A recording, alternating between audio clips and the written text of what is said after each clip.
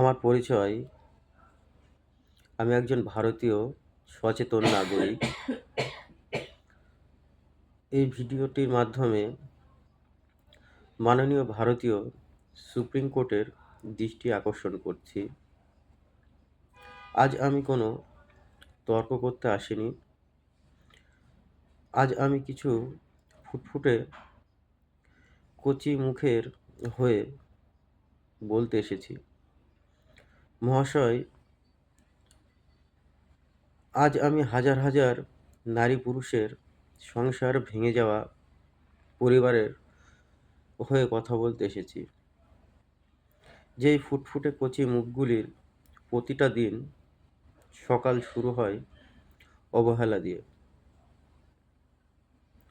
যখন কোনো বিবাহিত পুরুষ একজন নারী তার স্বামী, সংসার, সন্তান আছে জেনেও তার সঙ্গে পরকীয়ায় জড়িত হয়, তখন শুধু একজন নারীর জীবন নষ্ট হয় না,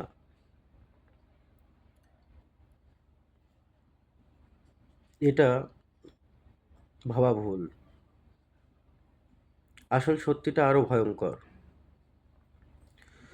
নষ্ট হয় দুটি সংসার,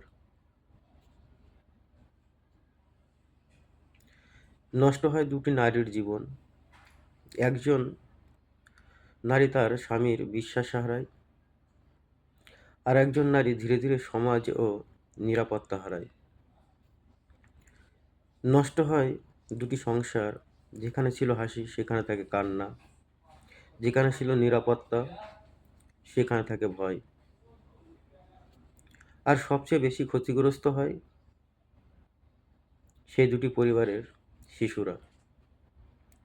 সেই ফুটফুটে কচি মুখগুলো, তারা জানেই না পরকীয়া শব্দের মানে, কিন্তু সারা জীবন বহন করে তারা চলে এবং তার শাস্তিটা তারা ভোগ করে।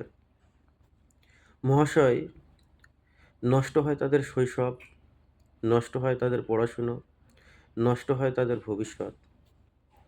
মহাশয়, সেই শিশুরা আজ জানতে চায় তাদের অপরাধ কী।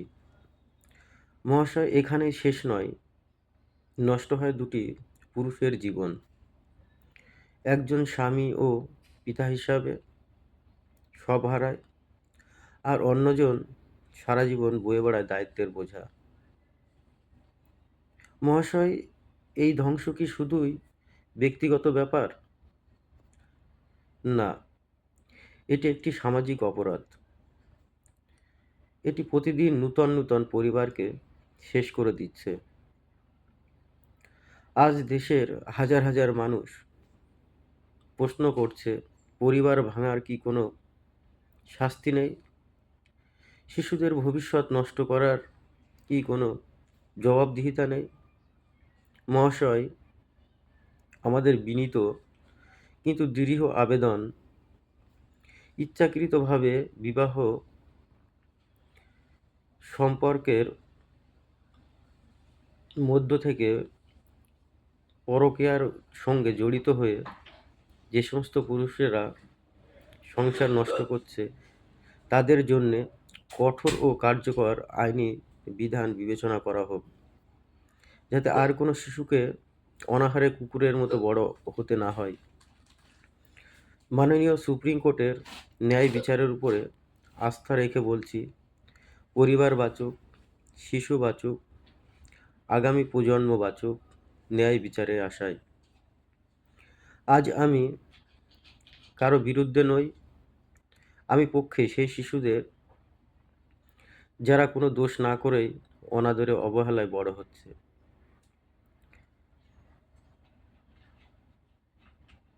যদি আপনিও চান পরিবার বাঁচুক, শিশুদের ভবিষ্যৎ বাঁচুক, গোটা দেশের স্বামী ও স্ত্রীর সম্পর্ক ও পরিবার বাঁচুক, তাহলে এই কথাগুলি শেয়ার করুন। আপনার একটুখানি আওয়াজে বদলে যেতে পারে আইন, শাস্তি পাবে সেই অপরাধীরা।